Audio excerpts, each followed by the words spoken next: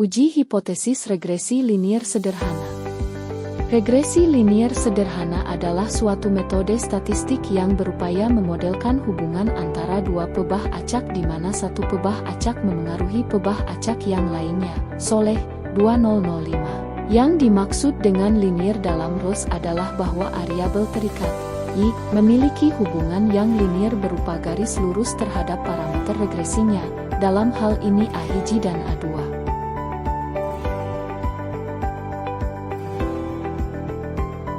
Tujuan utama dari analisis regresi linear sederhana adalah untuk memahami hubungan antara kedua variabel tersebut secara kuantitatif. Regresi linier sederhana memiliki fungsi sebagai berikut.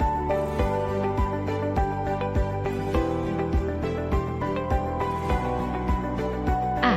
Menguji hubungan korelasi pengaruh satu variabel bebas terhadap satu variabel terikat antara variabel bebas, S, dan variabel terikat, I, serta mengukur seberapa besar pengaruh X terhadap I. Ini dilakukan dengan menggunakan model matematis yang memungkinkan peneliti untuk memahami dan menginterpretasikan hubungan tersebut.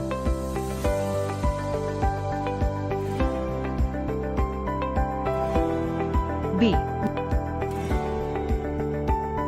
Melakukan prediksi atau estimasi variabel terikat berdasarkan variabel bebasnya. Nilai variabel terikat, I, berdasarkan nilai variabel bebas, S. Setelah model regresi dikembangkan, prediksi ini sangat berguna dalam merencanakan kebijakan atau keputusan di masa depan. Q. Data yang dianalisis harus berupa data yang berskala interval rasio yang memungkinkan analisis regresi linier dilakukan dengan benar dan sah. Syarat kelayakan yang harus terpenuhi saat kita menggunakan regresi linear sederhana adalah 1. Jumlah sampel yang digunakan harus sama. 2.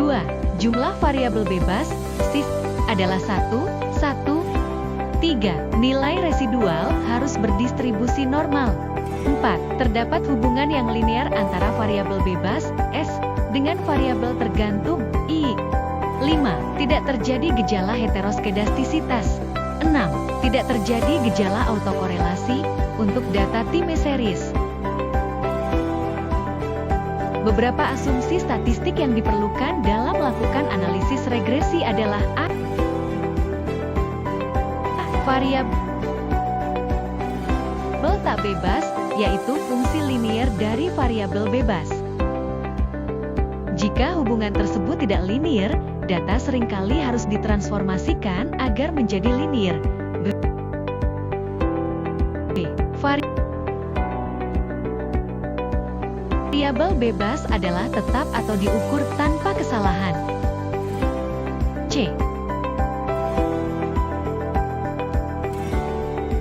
Tidak ada korelasi antara variabel bebas. D. Variansi dari variabel tak bebas terhadap garis regresi adalah sama untuk seluruh nilai variabel tak bebas. E. Nilai variabel tak bebas harus berdistribusi normal atau mendekati normal. Of. Nilai peubah bebas sebaiknya merupakan besaran yang relatif mudah diproyeksikan. Adapun langkah-langkah yang perlu dilakukan untuk melakukan analisis dan uji regresi linear sederhana adalah sebagai berikut. 1. Menentukan tujuan dari analisis regresi linear sederhana. 2. Mengidentifikasi variabel prediktor dan variabel respons. 3. Melakukan pengumpulan data dalam bentuk tabel. 4. Menghitung SIS, CA dan total dari masing-masingnya. 5. Menghitung A dan B menggunakan rumus yang ditentukan. 6. Membuat model persamaan garis regresi. 7. Melakukan prediksi terhadap variabel prediktor atau respons. 8. Uji signifikansi menggunakan uji T dan menentukan taraf signifikan. Analisis regresi memiliki beberapa keuntungan dalam konteks statistik sosial lain.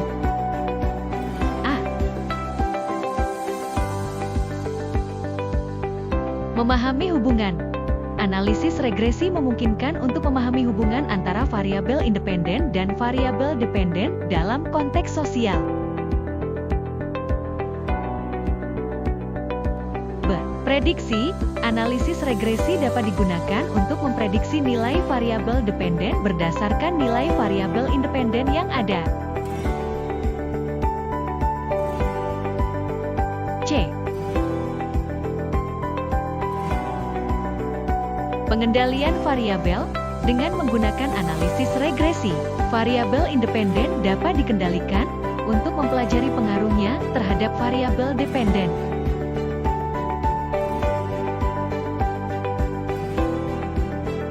D. Identifikasi faktor kunci. Analisis regresi dapat membantu dalam mengidentifikasi faktor-faktor kunci yang signifikan, yang dapat memberikan wawasan lebih dalam tentang apa yang mempengaruhi variabel dependen.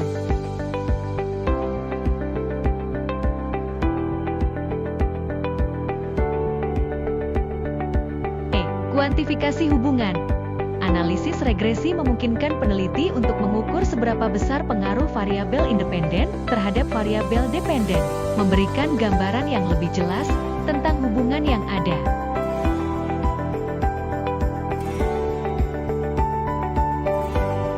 Namun, analisis regresi juga memiliki keterbatasan, antara lain: 1. Asumsi. Analisis regresi bergantung pada asumsi-asumsi tertentu yang harus terpenuhi. Jika asumsi-asumsi tersebut tidak terpenuhi, hasil analisis regresi dapat menjadi tidak valid. 2. Korelasi bukan kausalitas.